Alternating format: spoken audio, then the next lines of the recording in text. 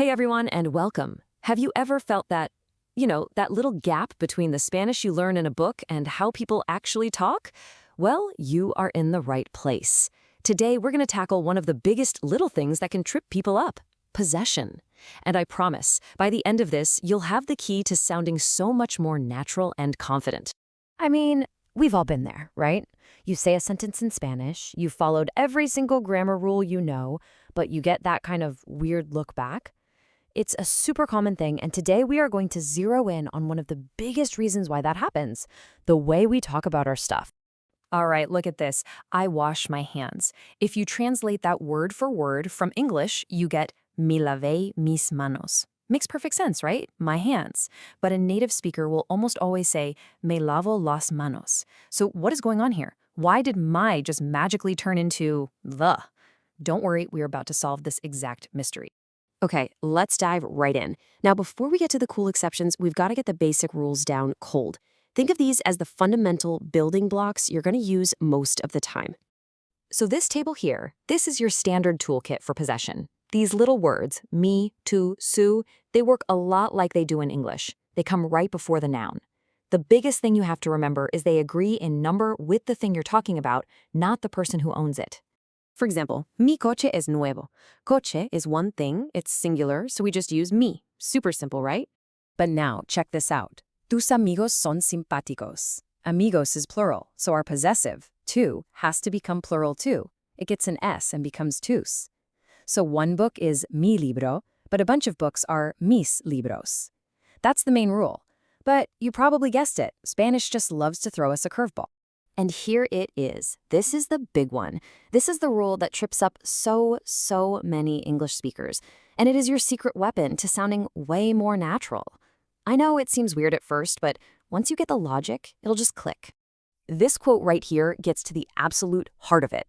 It reveals a core philosophy of the language. If it's already obvious who owns something, you don't need to say it again. It's just redundant. It's all about being efficient with your words. So, here's the secret rule. When you're talking about body parts or even clothing, you drop words like my, your, or her, and you use the definite article, the, instead. Why? Well, because it's almost always totally clear whose body part you're talking about from the rest of the sentence. And this brings us full circle, right back to our original mystery. See, you don't say mi cabeza hurts because the mi in mi duele already tells us whose head we're talking about. It's mine. She's not washing su pelo, she's washing el pelo, the hair on her own head, which we know from the verb se lava. This is exactly why me lavo las manos is the right way to say it. The me already did all the work of showing ownership. Okay, let's take this a step further and look at another key distinction you really need to get down. We've been talking about adjectives like my, but what about pronouns like mine? They seem similar, but they have totally different jobs in a sentence.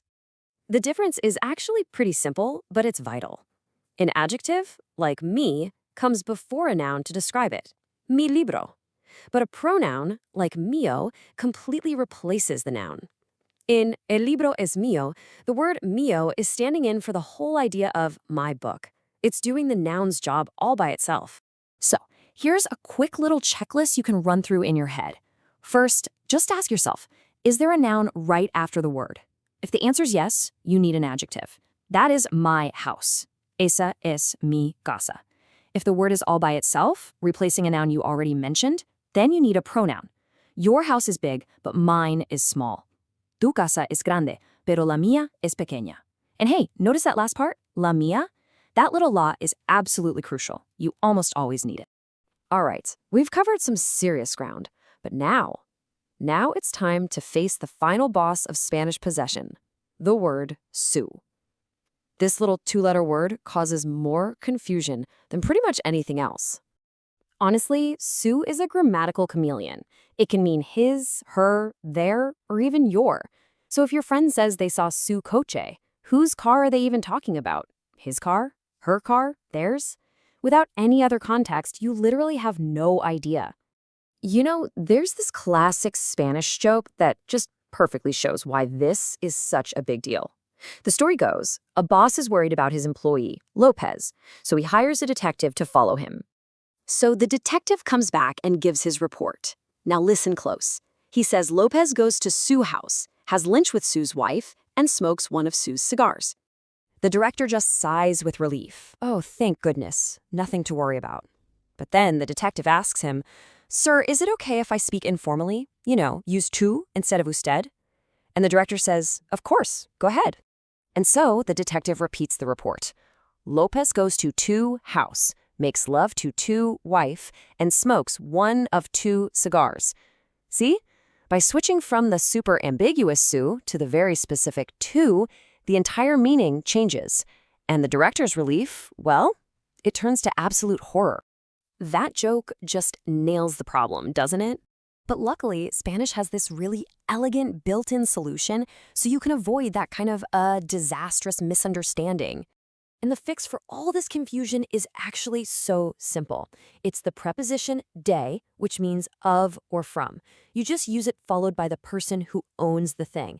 The structure is always the item, then de, then the owner. That's it. So let's go back to that confusing sentence. Es su coche. We have no earthly idea whose car this is. Is it his car? Her car? Their car? Who knows? But look how easy it is to fix.